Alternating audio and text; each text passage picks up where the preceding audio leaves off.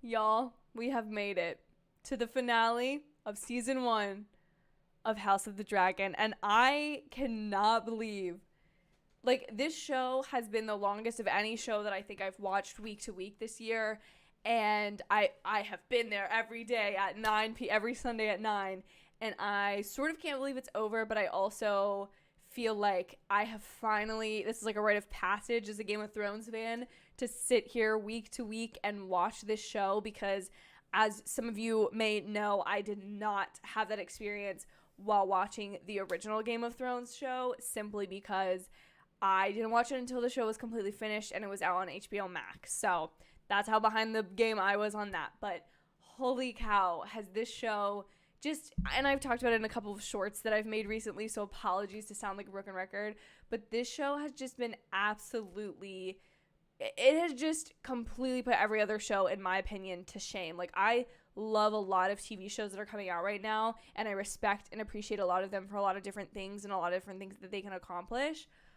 But this week's episode, this show coming into a culmination, and truly setting up a series to move forward with, because I think in some ways some people may be critical of this finale for not having a bit more finesse or a bit more finality to it for being a finale. However, this season is really a building towards a war, and understanding the stakes of that war to come has been what this first season's mission has been, to make you as an audience, or us as an audience, understand just how much is at stake, what can be lost, and invest you into those characters. Because as interesting as it would be to watch a bunch of dragons fly around on battlefields and attack each other, it just simply would not have the value to it that we now are able to have because of what the show has set up.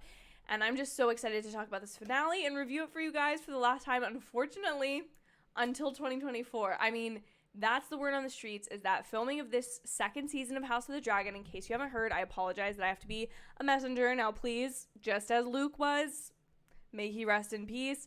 I am a messenger and not a warrior, okay?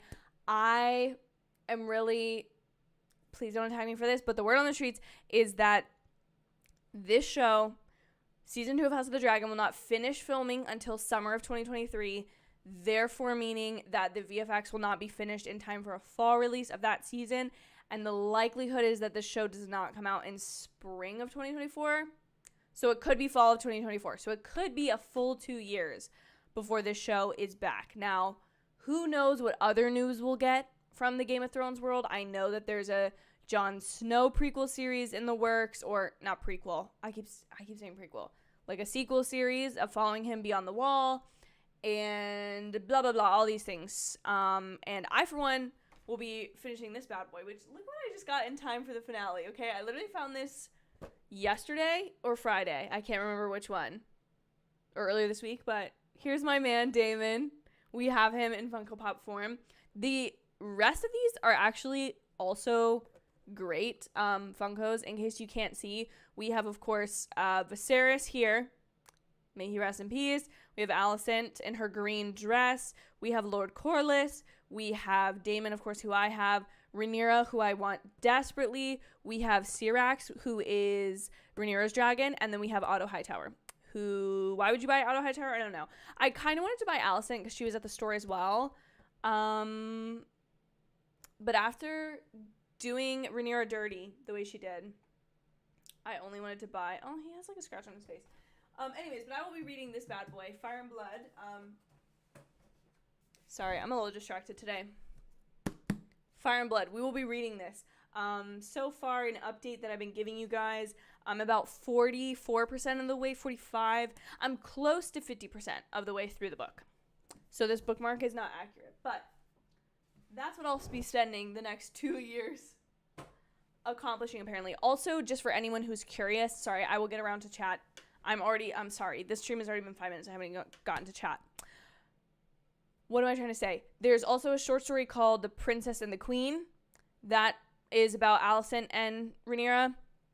And then there was one other one. Anyways, let's get to chat. Let's chat about this episode. I've got some notes that I want to talk to you guys about in a little bit later, but let's hop into the chat. Apologies for just being rambly at the beginning of this stream. Can you tell it's been a week since I've done this? I just have not been on it this week. But, all right. Nick was here earlier.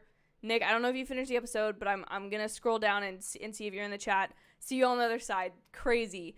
Alex, I hope you are feeling better. My weekend was great. I played Disney Dreamlight Valley, which I might get on stream and play with you guys soon because I just love playing it, and I feel like it'd be a fun one to like kind of show off because it's in early access right now. So be on the lookout for that because we're getting the fall season, which y'all know if you've been around on this channel for about a year or so. This is when I start to get into my fun casual streams that just like pop up at random, and we just stay here and chat. So I'm looking forward to that. It's been a wild season. Alex asks, who do you think has the best character arc of the season? Okay. Rhaenyra is probably one of my favorite characters. Outside of Daemon, she's probably my favorite character in the series. However, I would say the person who has the best arc of the season is for sure Alicent. In the beginning of the series, she is like a sidekick character. Like, I was very much prepared for her to be just somebody who's like there along for the ride, knowing absolutely nothing.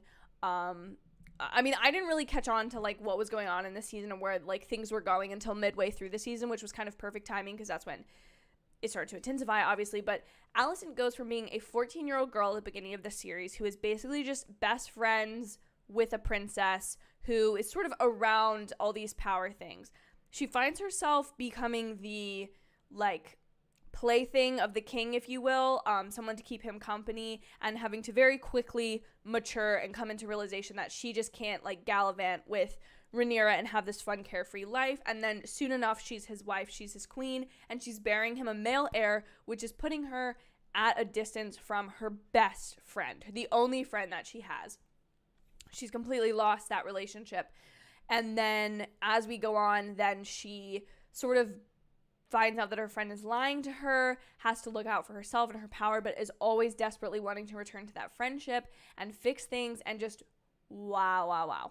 I just think the way that Alicent has been written as a character this season, absolutely phenomenal and incredible. I think she is so well portrayed by both of the actresses that play her. And I think the complexity that's there, even though you would call it a downward spiral or arc, I guess, because she goes from being this very innocent, carefree character to someone who is, you know, kind of the antagonist of the series. Hold on, guys. I gotta blow my nose really quickly. I'll be right back.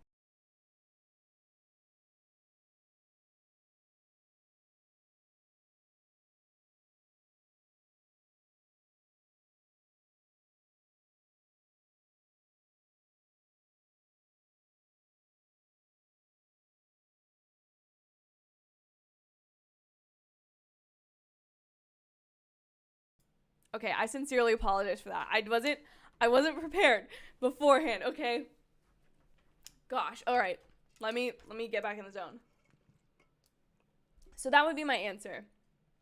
Alicent's arc, in my opinion, is by far the farthest change, the most interesting change to me, the most interesting written character, and I've really enjoyed seeing what's going to go on with her character and what sort of, because just when you think she's like does not give a crap about Rhaenyra at all, doesn't care about their former friendship, she does something that surprises you, and I quite enjoyed that. Although I would agree with you, Alex, that Rhaenyra had a great arc. Daemon has a very interesting, not as clear arc. He just sort of, episode to episode, he kind of has a little bit of a flip-flop back and forth. And then, I mean, Viserys has a pretty incredible arc. He starts out, I kind of forgot how ruthless he was in the first episode, like killing his own wife and forcing her to continue to bear children until he has a male heir. And by the end, he was like, my daughter is my one true heir, and like, I just want my family to get along, and like, he came a long way. Andoman is here and says, Daemon singing was your favorite scene. That was a great scene. I did quite enjoy that. I want to know what dragon that is. Is that the Black Dread? I don't feel like the Black Dread dragon would still be alive. That was Aegon the Conqueror or I'm trying to remember Viserys's dragon. Not Viserys. I think the thing was this episode we finally got names of the dragon. I think that's going to become extremely important going forward to know which. Hold on, this is bothering me. Hold on.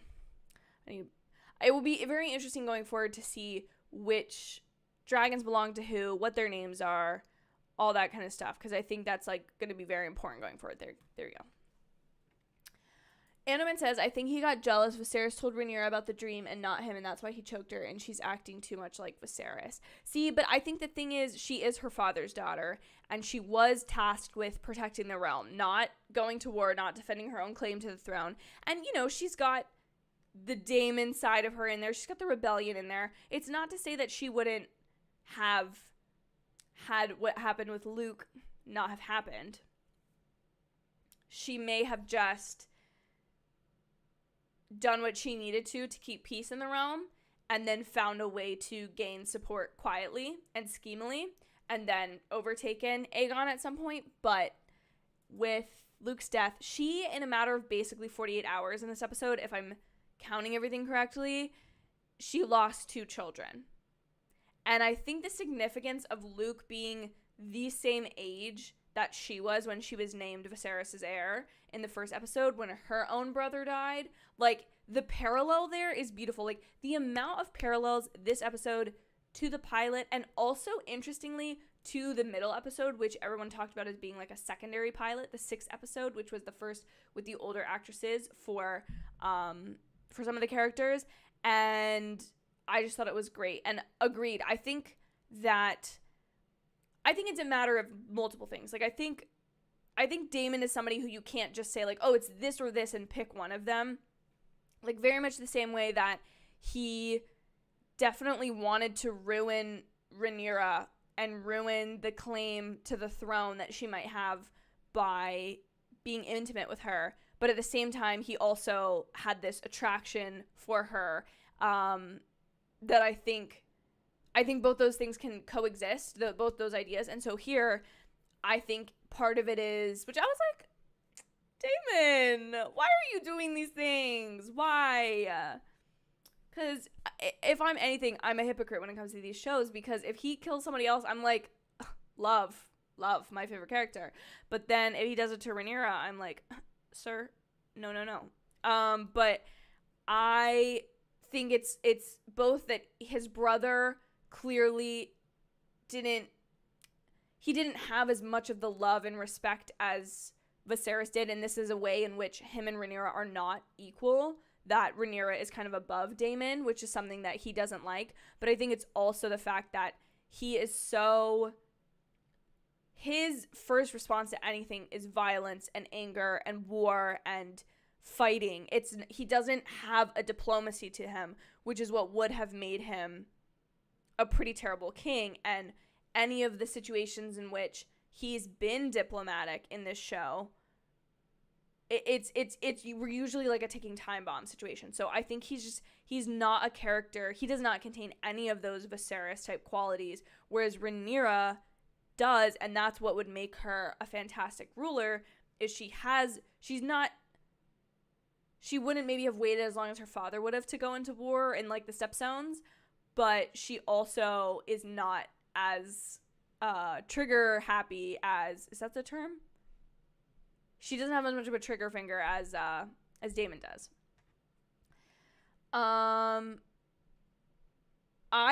There was a clip of Matt Smith on the Jimmy Fallon show, on the Tonight Show with Jimmy Fallon, and he was talking in High Valyrian, and oh my gosh. It's so incredible that this is like a fake language that sounds so phonetically real, so I love the way that the language sounds. I think it's beautiful. What is my favorite scene in this episode? I think my favorite scene in this episode, there were a couple that I found pretty great. I really love the opening because to me I was like, okay, Luke's gonna die.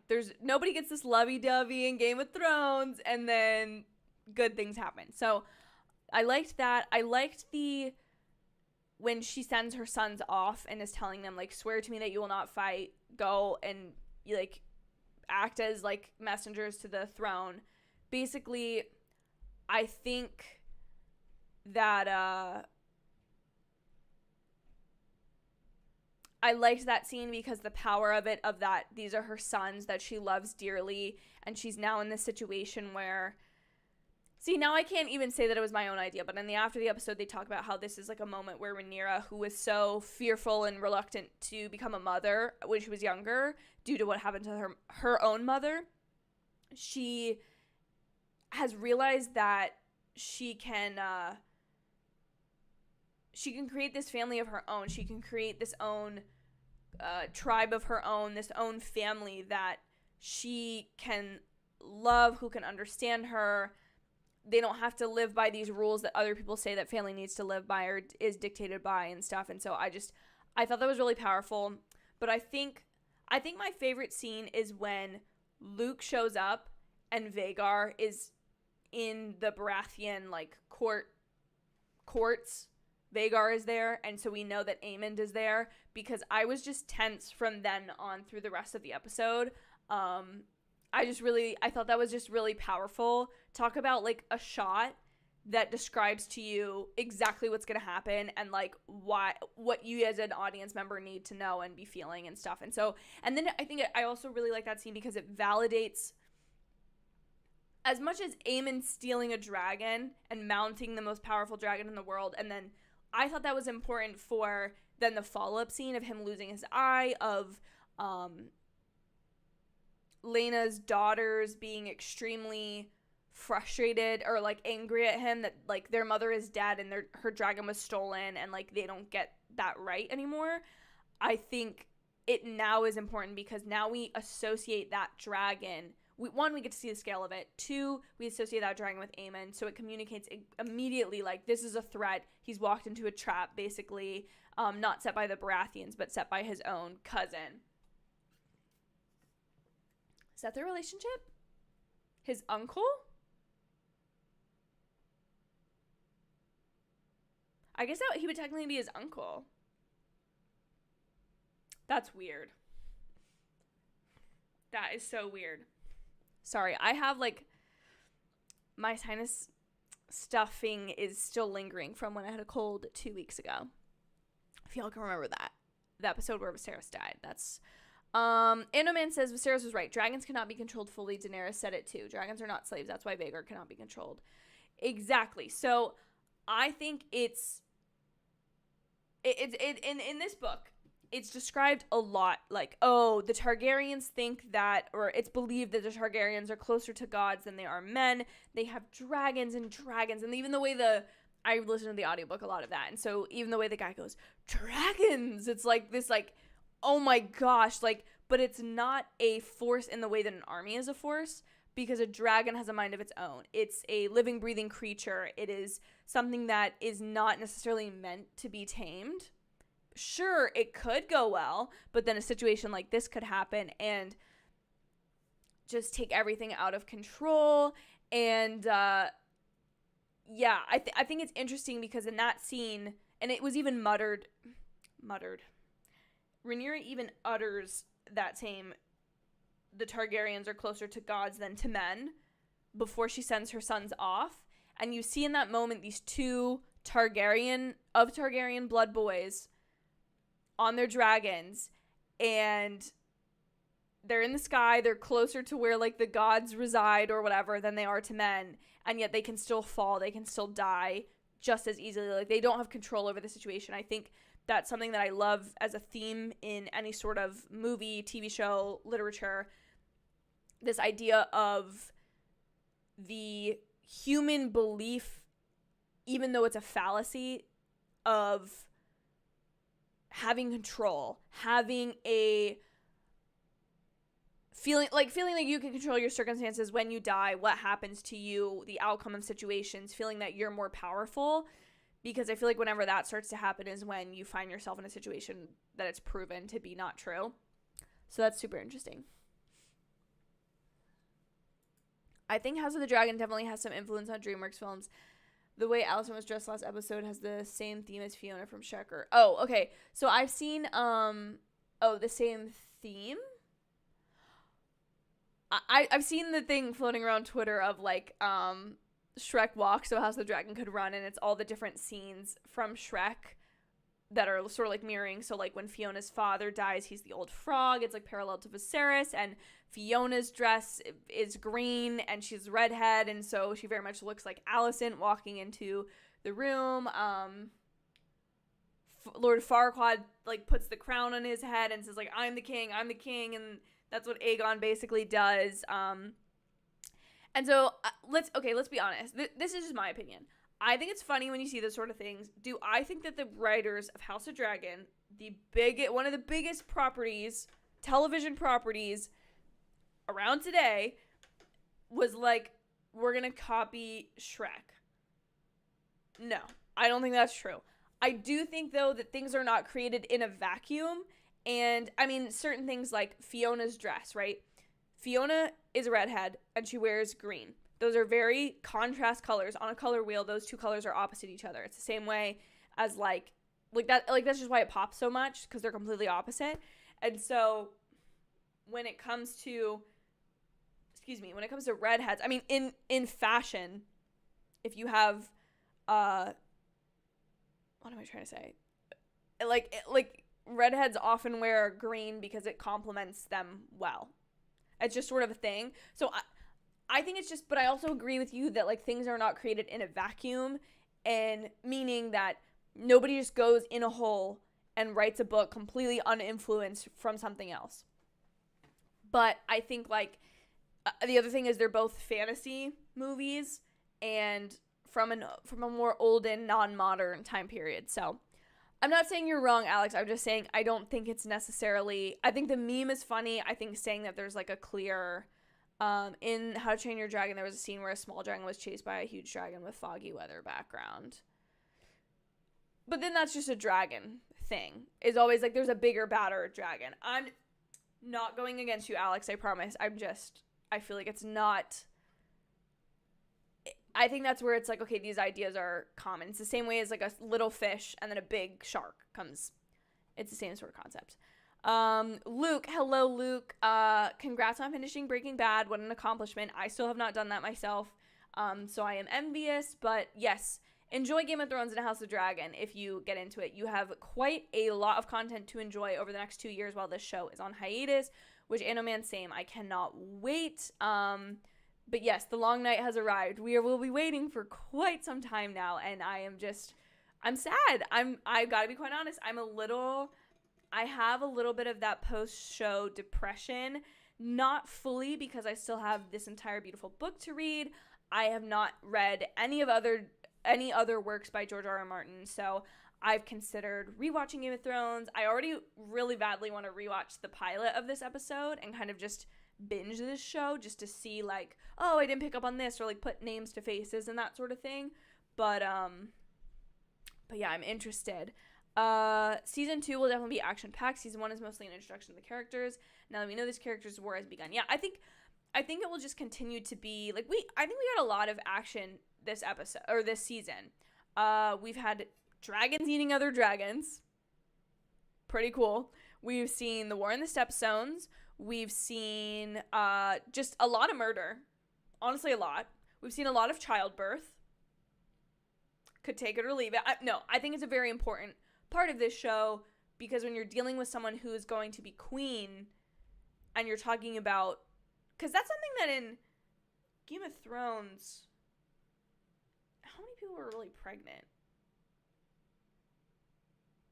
People are pregnant in Game of Thrones, but it's not like childbirth isn't brought up as much, whereas in this series it's like lineage is incredibly important to Targaryens, but also just the fact that like childbirth is dangerous, and I think having a queen, that's a concern of Rhaenyra's, so I think that's why it's essential to the show.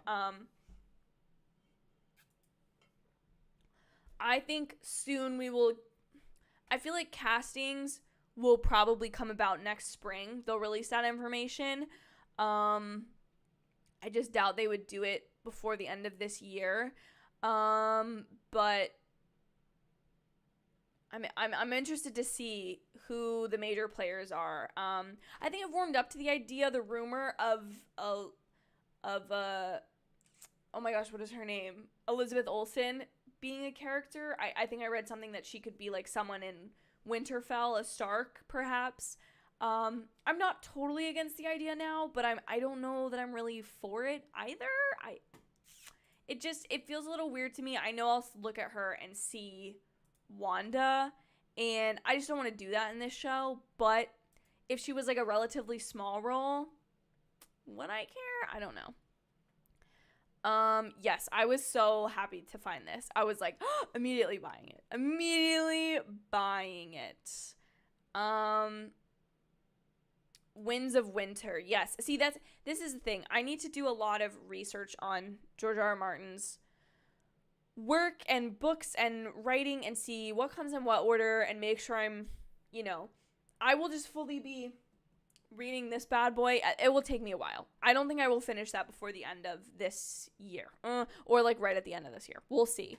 I may be missing it more because of the show ending, but every 2 weeks I will be continuing to check it out from the library on audiobook so that I can continue to listen to it. Steven's favorite arcs / characters this season were Rhaenyra, Alicent, Viserys, and no man's was Daemon. Daniel says Laenor is definitely going to cause a problem. Rhaenys and Corlys are still around. I definitely see Laenor coming back at some point. I have a feeling that will not be done for like 2 more seasons, because I feel like the gravity of him being dead and gone needs to take a while, and I feel like it will be interesting now that Luke is gone. There's no more heir to Driftmark, unless they were to name one of the girls the heir of Driftmark. Oh, and those poor girls, Daemon's poor daughters are, I don't want anything bad to happen to them. I don't. I just feel like something will, though, because that's what happens. Yeah, Philip. Eamon has a lot to think about on the way home. He does. I think that was the other part of this, like, I was talking about the gods to men thing, but, like, these dragons, like, he's just trying to get revenge on a cousin, or not even cousin, I guess, his nephew, because that's the lineage, I guess. Well, but then Daemon is, I don't know, cousin uncle. When you're trying to get your cousin nephew, you're trying to get revenge on him for taking your eye, as you do. Totally understandable.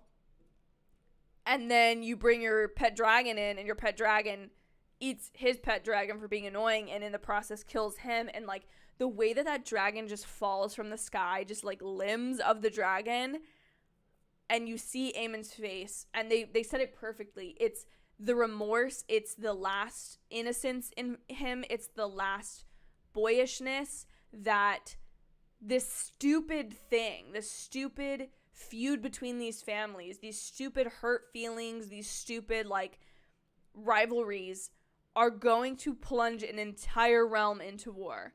And I love the buildup. And that was, I think, just the perfect way to end it. And with Rhaenyra finding out and just knowing that the wrath of this mother is going to be unleashed.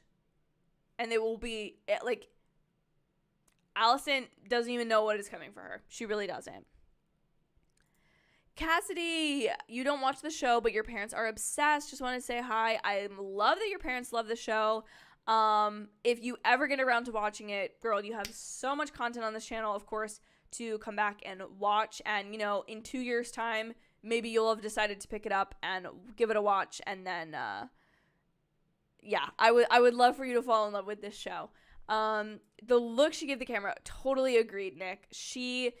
It is this broken, angry, like, Daemon says to her earlier, are you not angry? And she's like, of course I'm angry. This is an entirely new level, and I love the fact that Daemon sort of has to, like, go back and tell her this news, and it's on the heels of the death of her, or the stillborn birth of her other child. Like, this woman, God help any of these other people that stand in Rhaenyra's way, is all I'm saying. Like, this is just full mama dragon, I guess would be the term. She is coming out in full force. It is terrible. Daemon has had a difficult life, but he's also probably made his life slightly more difficult for himself. It's part of why I love him. Yes, Philip, thank you. I knew that it was King Jaehaerys. I was like, that's gotta be Jaehaerys' dragon, Vermithor. That's where there's like a list in the back of all of the heirs or all of the kings, or queens. And, I mean, I know what the answer is, but, I'm not gonna say it, but I wish it would say, like, who their dragons were and stuff, because there's important dragons, obviously, but, like, I didn't even really get that Vhagar was an important dragon until after the episode where Lena dies, and then I realized, like, oh, she went and tamed him. Anyways, I need to look all of this stuff up. I know the information is all out there. It's just a matter of me putting effort in. Yes, thank you both, Anoman and Philip. I appreciate it.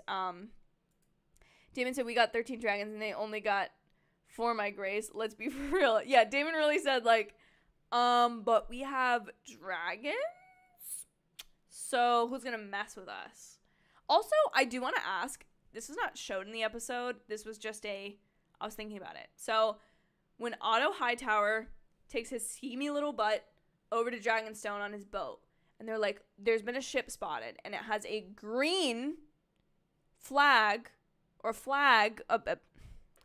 sail, thank you, Sasha, a sail with a green dragon on it, which, so petty that you had to change the color of the dragon, but when did they have time to make this? You know that means that they had someone scheming in the background, like sewing a sail with a green dragon on it for like freaking months, years potentially, because I was thinking about it. I was like, it's not like this kind of thing could just get mass produced and they could just like drive to the store, pick it up, smack it on their boat. No.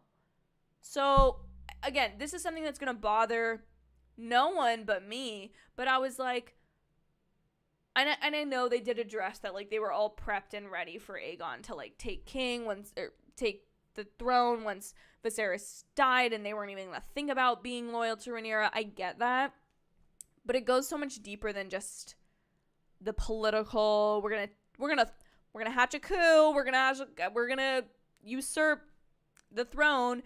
It's more like they've been planning this in, like, even little ways like that too. So, anyways. Just a thought. I don't know if anybody else caught that, but I was like, where did they get a green dragon sail, like, overnight? Anyways, they didn't show it, but when Lucerys parked his dragon and saw Aemon's dragon valet parked on the side, yes, I know. Aemon really said, oh, okay, you want to play, cousin? You want to play? Cousin, nephew? We can play.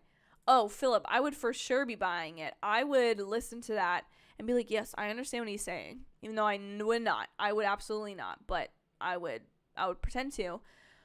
I didn't like how Alicent tried to win Rhaenyra over with the stupid book page. Get out of here. This is all Alicent's fault. Is it Alicent's fault, though? Okay?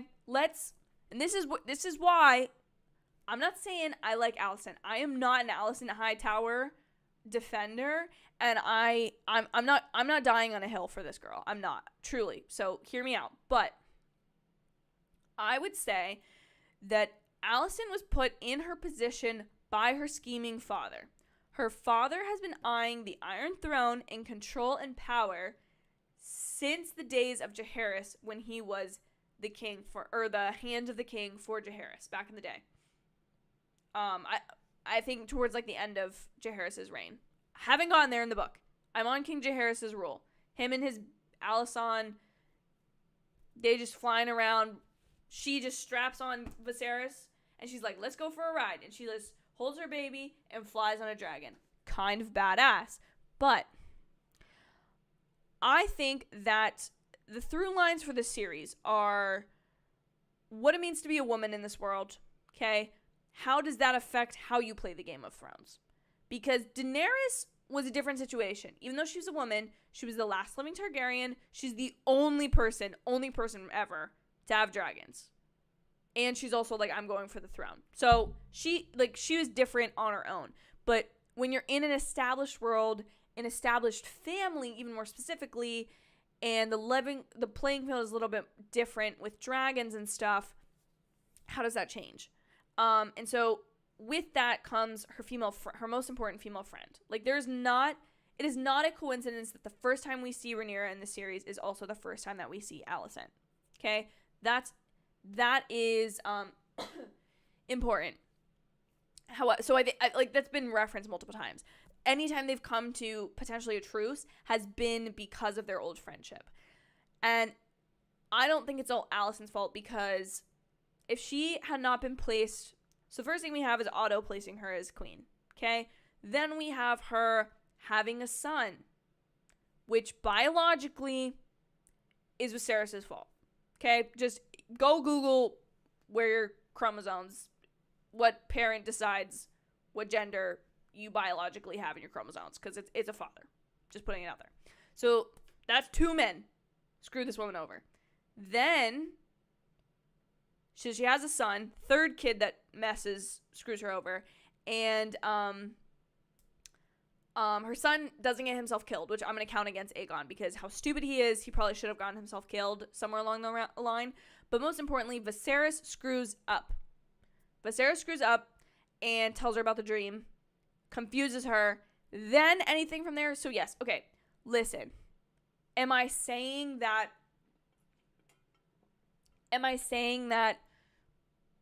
it's not Alicent's fault? No, I'm just saying that, like, I think it's fascinating that it's like they're both still holding on to this friendship, and what's really just going to come between them, and the only thing that's come between them in the past has been when their children have been threatened. Aemond losing an eye, which of course then spirals to Luke losing his life, are connected incidences. Sorry. Not trying to be an apologist for Alicent Hightower. I think if you want to blame anyone, Viserys is dead, so he's, I guess, blameless. Aegon seems like he's going to be a stupid ruler. We hate him, so can rule him out. Be pissed at Otto. Pissed at Otto. Alex says apparently the entire finale for this season was actually leaked online, and I think spoilers were in multiple sites. I wasn't spoiled, unfortunately. Or fortunately. Yes, I was on Twitter on Friday looking for tweets about the Taylor Swift album, as you do when a new Taylor Swift album comes out. And I refreshed the page, and at the top, I don't know if somebody liked it, retweeted it, but blessings upon blessings that I saw this, because I was fully intending to be on Twitter for a large portion of Friday and into the weekend, probably. Because I just like to be on Twitter when stuff's happening in popular culture, because that's just a place to be. I don't like being on it any other time, but then I do. And immediately the top tweet says like House of the Dragon updates or something, and it said like, beware, the 10th episode, the finale has leaked online, and there are spoilers on Twitter. So as I have tried to do for the last probably 2 years, it has been a while since something has been spoiled for me. Because of the self-control, I somehow rally in those moments, and I said, get off Twitter. Did not go back on it. Another pro tip, if you're trying, like, if you know you have tickets for a movie, like Spider-Man No Way Home, old example, but that week, hide Instagram, Twitter in a folder on if you have an iPhone. I don't know if you can do this on Android, but you can kind of like put it on a page that you then like delete. So like the app's still on your phone, but you can't, like, it's not as easy to get to. You'd have to search it to find it. Anyways, that's just how I do it. So that I go on social media less, and so that I don't spoil stuff for myself. I'm not saying that it's anyone's fault if you got spoiled. People are jerks that put that kind of stuff on the internet, but it's obviously out there. And I just apologize to anyone that this episode was spoiled for. Yep, Tyrion said dragons are the smartest animals. They have a mind of their own. They're not like these other, they're made different. They just are. Ben says, what a finale, such a great season. I agree. I thought it was a fantastic season, and I like that this episode has this like hold your breath quality to it, because it's going to be holding your breath for 2 years. And I don't know, I really like that. I feel like it's bold of a show to be like, here you go. What's going to happen? Anna Man said I rewatched the pilot the other day and wow, it's a 10 out of 10 episode. That's why I want to rewatch it. Like, I really, really enjoyed last week's episode, and not that I didn't like this week's episode, but I think I preferred last week's because the time constraint and the feeling of how to throw a coup in an hour or less, basically, the feeling of last week's episode was just wow. This week's episode was a lot more like this, like in being in the head of Rhaenyra and trying to have patience when your entire world and foundation and idea, like all these things are changing around you. The one thing I was going to say was I will acknowledge, because I've been extra tough, picky, critical of this in this month, basically, is of slow-mo. There was some slow-mo in this episode. And I'm not going to say that I loved it, but I'm also not going to say that I hated it. Because if I am anything, I am biased towards the shows that I like and I don't like. But here's something I want to be specific about. In this episode, slow-mo was used in a few instances, specifically having to do with Rhaenyra, when pretty massive things happen to her. So when, I can't even remember when she gets the crown on her head, if that's slow-mo, but when she re-enters the like war room, it's slow-mo, and the ending scene of the episode is obviously in slow motion when she finds out that Luke has died. And what I think is interesting about both those moments is it's this feeling of surrealness, of time stopping for Rhaenyra. Like, emotionally, time is basically stopped because her world has shattered, because her son is dead. The world has stopped because she is queen. She's having to consider war. Her father is dead. So it's almost like time is stopped and it's not going normally because she doesn't know how to adjust to these things. And so instead of just being used for oh wow, look how majestic and beautiful this shot is, or how like, whoa, this is so intense, I think it was used well. I'm still not saying I love it, and I think it can be overused incredibly, but I did want to point that out since I've been so nitpicky of slow motion recently, so had to do that.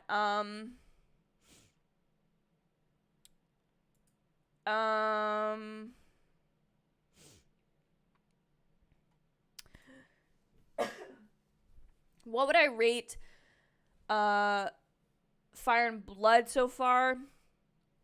Of the books that I like reading, I would say that for being a fantasy, almost like oral history of a family, I would say it's probably like a 8 out of 10. I think for me personally, it might be like a 7 out of a 10 book, just because, you know, I like a little bit more closer. I feel sort of distant from some of the characters, but I also haven't gotten to the characters that are in this show. So, what I rate this season overall? 1 out of 10? Or 1 to 10? I think I would probably rate it. See, I don't want to rank it as like 10 out of 10, because then I give it no room for improvement. But was it kind of a 10 out of 10? I'm trying to think what I thought about this series beforehand. I honestly think this is like a 9.5 out of 10. And the only reason I give it that is because I want to be able to say like, oh, room for improvement. But I'm going to say that this was like a really stellar season. It met and exceeded a lot of my expectations. What are your top 5 shows? House of the Dragon, She-Hulk, Abbott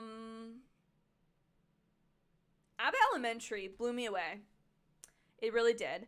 I was really loving Rick and Morty before it went on hiatus. And Bridgerton season 2 has got to be up there. Yeah, those would be my top 5 shows, if I'm saying shows that have come out in 2022. Maya, thank you so much for stopping by the stream. I'm sorry you've been busy. I hope all with good things, and I hope you're not overwhelmed or stressed, but thank you so much for stopping by the stream. Stay as long as you like. I'm going to try to be doing a lot more streams, because I'm kind of, I'm going to miss doing them for a show weekly. So I know I'm going to be doing more. Yeah, I know. He's got to be like, dude, really? You just started a war. You just started a war because you got pissed. And I was pissed, but you started it. Alex has got to go. Alex, thank you so much for tuning in the live streams. I really appreciate it. Thank you so much for the compliment there. Andoman says, green three-headed dragon is so disrespectful to House Targaryen, especially the Alicent's religious stuff in the council too. Daemon was right and angry. I agree that he was right to be angry. I'm just saying that listen, Daemon is still my favorite character in this show. He can get away with murder, literally, for all I care. I also love him. But I am saying that, like, that's why he's not a good king. And good kings don't always have the best reign. I'm just saying that Rhaenyra is a lot more like a Jaehaerys, King Jaehaerys, who had a really strong, great rule.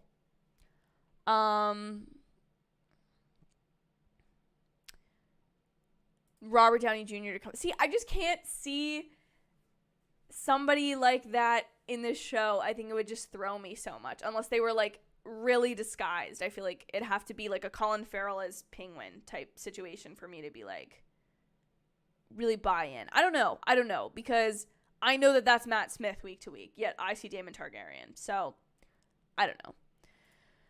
Nick!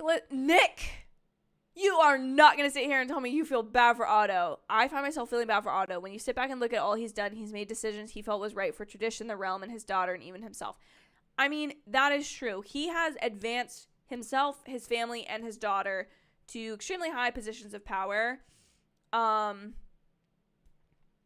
trying to think what else he kind of said. Wasn't he the one, though, that said, like, hey, Aegon and Rhaenyra should get married? So that wasn't, like, the best decision.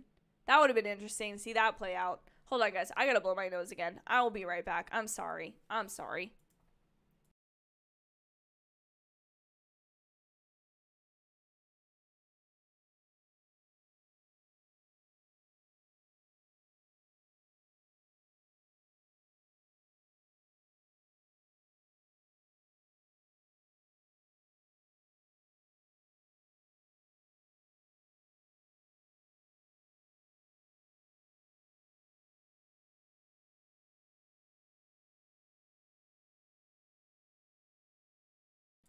All right, sorry about that, guys. Anyways, I personally don't feel bad for Otto because I think anything he's done,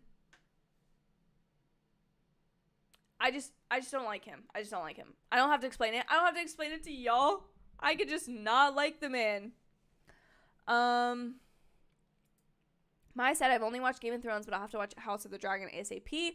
Well, you've come at the right time because it's all out now. So you'll be able to binge it.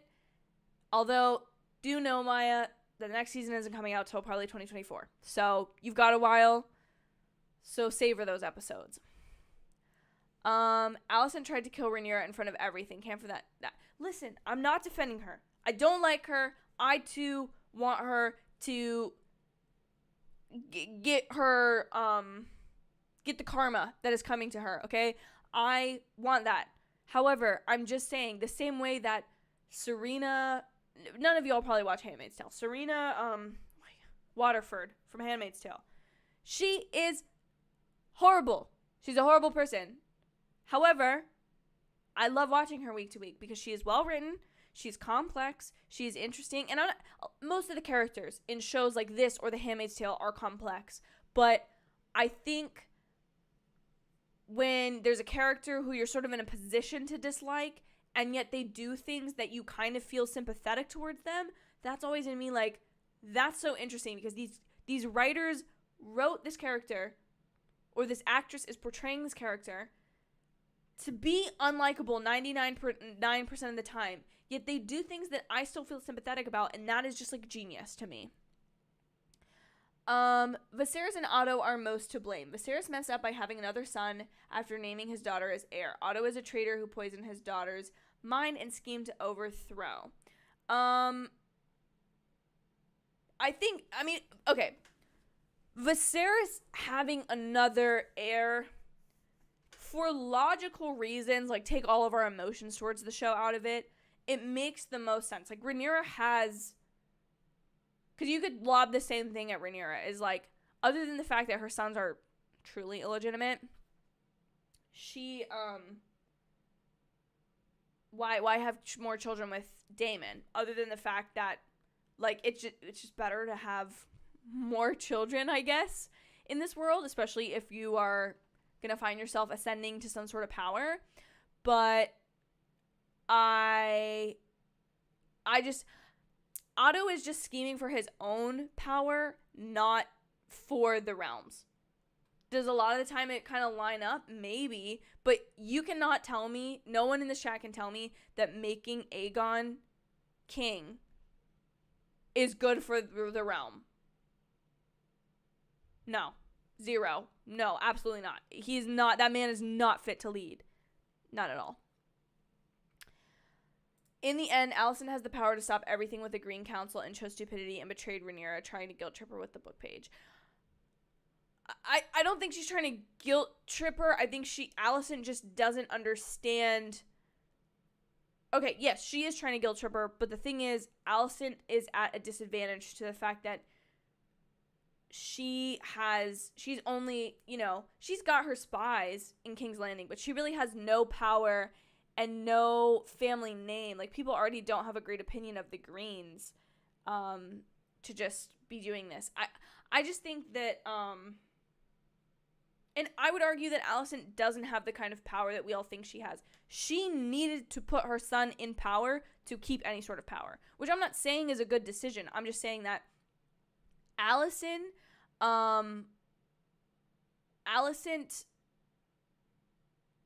doesn't hold on to any power as it's not dowager, it's the Queen Regent. No, that would be a mother. Now she's the dowager, the dowager queen. She holds no power if Rhaenyra becomes heir. And so, listen guys, I don't like Alicent. I just think that the way she's been written is interesting, and like, that's a bunch of men. She is the same sort of situation as Rhaenyra. Cole would be loyal to her, but he could kill her any second that he decided he didn't want to be loyal to her. Her father is going against her, okay? The guy of the Knight's Guard leaves, is like, I'm not doing this. I'm not being loyal to you. And, yeah, and Anoman, you're saying Otto is just a lame second son who craves power. But that's how all of the second sons in the show are. Name a second son, other than Luke, who died, who doesn't want power, because Aemon wants power, and Daemon wants power, and Corlys's brother, Laemond, wanted power. All gone, all dead. So, just saying that's how it works out. But the one thing I'll say for Alicent is that she generally wants peace at first and believes that Viserys wanted Aegon to be king. The thing that I loved about last week's episode so much, the penultimate episode, is when you see Alicent doing the things she's doing, it's because she truly believes them. Yes, it's partially because she knows that Aegon becoming king keeps her in power, but she feels like if Rhaenyra could just see that this is what Viserys wanted, as much as it would hurt her, she as her friend would say, and that's what I think the page of the book is, it's like, I'm still willing to be your friend. Like, I understand that this isn't going the way you want, and I feel sympathy towards you, but like, I'm trying to offer peace. However, she doesn't realize that the action that she so strongly believes in, like, she wants to be like, Rhaenyra, what's the big deal? Let it go. But it's like, it's obviously a big deal to you too, Alicent, because you did all of these things. So that's what I just think is so fascinating, so interesting about it, and like, it makes it worth watching, because if it was just a bunch of people killing each other and getting crowns and thrones and killing each other again and intermarrying and stuff, it wouldn't be a good show. But the reason that it's good is because the feelings that these characters have and the reasonings behind all of them for what they do and why they do it is so incredibly fascinating. And like, that's just what makes the show worth watching. Agreed. And man, the slow-mo was used well, sparingly. And that's my feeling is, if I'm comparing the two shows back to back, which I still haven't watched the end of Rings of Power, it's used to be a flashy tool and for a long time, and to be like, wow, look how amazing. It's not, in my opinion, oriented with the characters or their emotions, other than maybe the slow-mo when they're waking up after the volcano has exploded. Like, that you could say is like aligned with them. But otherwise, and like, I don't want to spoil Black Adam for anyone. I have a review out there, spoiler free if you want to go watch it. But there was just some slow-mo in that I was critical of, that I just found to be like a flashy, like, ooh, look here thing, rather than really being essential to the plot. And so that kind of bothered me. But Philosopher King says, I'm a bit conflicted on all this conflict being caused by accidents and misunderstanding. It kind of takes away some character agency, but it also makes it a Greek Shakespearean tragedy. So my thought process is, I think that's just how life is. Like, humans make choices based on their own rationale or beliefs about it. And that has ripple effects and affects other people who then make action. And like, I'm just saying, okay, put it in our world terms, okay? Let's take the Luke and the Aemon situation that happens at the end of this episode, which is the catalyst for war. Because if that didn't happen, Rhaenyra was definitely leaning towards, like, let's not outright attack them, but, like, let's really get our strength. They were just going to cut off trade. That was their course of action. Much less violent. Some people were going to die, but that was probably going to happen anyways. How can I put this? Okay, you have two friends, and the two friends don't really like each other. They're kind of getting in an argument caused by one of them. Friend on your left. And friend on your right is kind of like egging them on their drive home. Like, they're kind of racing. Kind of egged on. Eventually, they're paying so much attention to their situation that then another car comes and kills the other one. It's sort of this one's fault, the right-hand friend's fault, because they distracted the other friend. But they didn't kill them outright. But, like, are you still going to be... Well, no, that's not a good example, because you would probably just be like... I think you just have to understand that, like... Or not understand, because I'm not trying to preach at anyone. I'm not trying to be like, I understand the story, no one else does. I think it is supposed to be Greek tragedy, Shakespearean tragedy, where, like, these people think that they have control. They think that being on a throne or controlling their marriages, like, that has a say over what's going to happen, yet, like, these are not rational people. You can't just go to people with dragons who marry their cousins to strengthen their bloodlines, and say, like, oh, I'm sorry, like, this is how it actually happened. Like, like, for example, with Laenor, your son is gay and doesn't, like, want to have children with me, and so I had to go have other children. Like, no, they're gonna be like, okay, bye, like, whatever, like, we don't care, like, we're gonna put somebody else's king. Not rational people. You can't... I think it's fascinating that a lot of it is accidents and tragedies, because in a show where these people are trying at every single opportunity to gain control and gain... And I think they do have agency. These characters can control things. It's not like they are all fated to do this. It's just... That's just a human existence, and that's what I think is interesting about it. This is the last time I was in the stream. The setup was super different. A lot of new Funkos have been added. Yes, I have rearranged them. A lot of my older Funkos are down here. I actually need to change a couple out, because I realized it is Halloween a week from tomorrow, and I haven't done anything with these.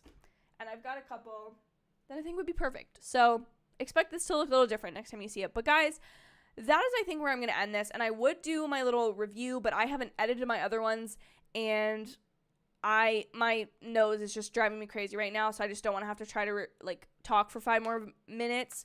Philosopher King, I'll take your last question, sir. How do you feel about the dragons having minds of their own?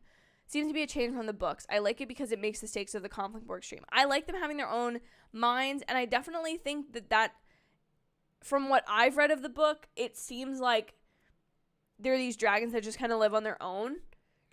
And I don't know. I think it makes it more interesting. I think that's something that maybe George R.R. Martin didn't necessarily think through, because his dragons are really only used as war pieces in his story.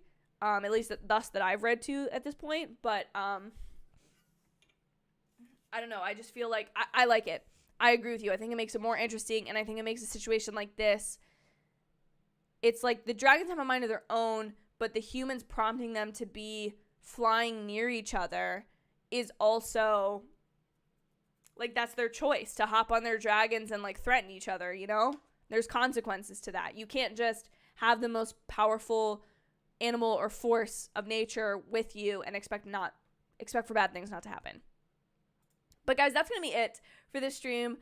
Thank you all so much for coming back every Sunday night and talking about the show with me. I have a couple of things planned, House of the Dragon, Game of Thrones wise, that I will be talking about. I'm sure we'll be talking about this series, or the 2 series respectively, going forward quite a bit. So be sure to subscribe if you have not already and you want to get that content. I also talk a ton about Marvel and just random TV shows and movies. I do movie reviews of almost every major movie that comes out, and I love to do weekly TV show reviews specifically for Marvel shows. But listen, we're now in an era where there are not going to be a lot of TV shows coming out, so a lot of original content and recommendation videos and all that kind of jazz coming your way. So be sure to hit the subscribe button and to like this live stream. And yeah, go check out some of my other content, and hopefully you love it as much as you enjoyed this. Thank you guys again. You have made watching the show 10 times more fun than it already could possibly be. I love you all, and I hope you have a great evening, and enjoy the long night, my friends. For someday again, it will be summer, but that is not today.